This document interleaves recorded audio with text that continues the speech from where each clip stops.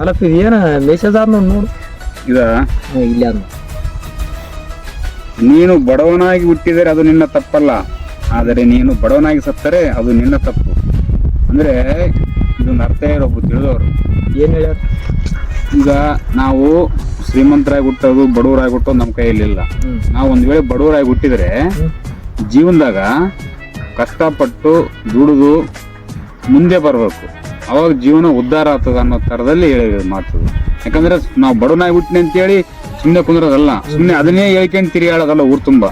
ನಾವು ಬಡವನಾಗಿ ಹುಟ್ಟಿನಿ, ಏನ್ ಮಾಡಕ್ ಆಗವಲ್ತು, ನಾವೇನು ಉದ್ಧಾರ ಆಗೋದಲ್ಲ, ಹಿಂಗೆಲ್ಲ ಉದ್ಧಾರ ಆಗೋ ಪ್ರಯತ್ನ ಮಾಡಿ ನೀನು ಕಷ್ಟಪಟ್ಟು ಜೀವನದಲ್ಲಿ ಅಂತ ಒಂದು ಸ್ಫೂರ್ತಿದಾಯಕ ಮಾತಾಡ್ಯಾರ ದೊಡ್ಡವರು. ಅಲ್ಲ ಕಷ್ಟ ಬಿಟ್ರೆ ಮುಂದೆ ಬರ್ಬೋದ ಅಂತ ಮುಂದೆ ಅದು ಅದನ್ನೇ ಹೇಳಿದ್ರಲ್ಲಿ ಅರ್ಥ. ಬಡವನಾಗಿ ಹುಟ್ಟಿನಿ ಅಂತೇಳಿ ಕೊರಗಬೇಡ, ಜೀವನದಲ್ಲಿ ಅದನ್ನ ಬಿಟ್ಟು ಮತ್ತೆ ಮುಂದೆ ಬರಕ್ ಒಂದು ಟ್ರೈ ಮಾಡಂತ ಅರ್ಥ.